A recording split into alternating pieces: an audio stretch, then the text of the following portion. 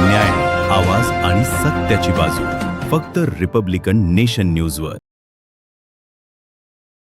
नमस्कार, तुम्ही पाहत आहात रिपब्लिकन नेशन न्यूज. आपण आलो आहोत कल्याण डोंबिवली महानगरपालिका इथे. आजच्या आंदोलनाचा बुद्धभूमी बचाव आंदोलनाचा 23वा दिवस, तरी प्रशासनाने काही दखल घेतली का नाही, तर समाजसेवक आलेले आहेत, त्यांच्यासोबत बोलूया. सर, तुमचं नाव काय आणि आंदोलनाचा आज 23वा दिवस, तर प्रशासनाने काही दखल घेतली की नाही, काय सांगाल? माझं नाव राहुल महादेव उमरे. या ठिकाणी 30 तारखेला जो हल्ला झाला त्याच्या निषेधार्थ या ठिकाणी आज 23वा दिवस हे आंदोलन करत आहे. आणि हे आंदोलन करत असतात हे मुजोर प्रशासन आतापर्यंत आंदोलनाकडे लक्ष देत नाहीत. याचाच अर्थ यांना बुद्धभूमीच्या जागेमध्ये महाघोटाळा केलेला आहे. आणि हा महाघोटाळा दाबण्यासाठी हे जाणीवपूर्वक दुर्लक्ष करतायत.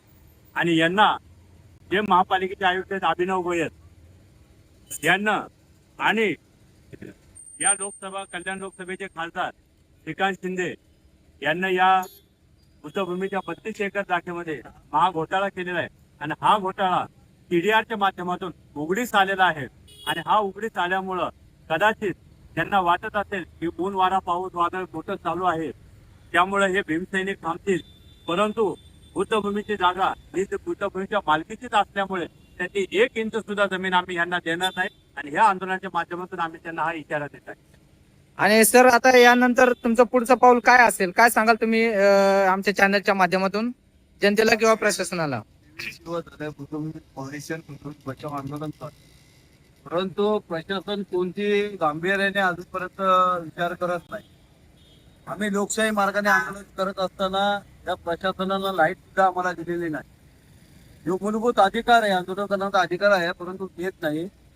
हे आंदोलन झाले 23 दिवस झाले, पण प्रशासन जरी ऐकत नसेल तर याची पुढची लढाई जे आमचं विधानसभा असेल या कलेक्टर असेल यांच्याकडे सुद्धा आम्ही धरणे आंदोलन मोर्चाच्या स्वरूपात आम्ही करणार आहोत. परंतु कोणत्याही प्रकारे हे आंदोलन थांबणार नाही जोपर्यंत बुद्धभूमीच्या नावावर सातबारा होत नाही.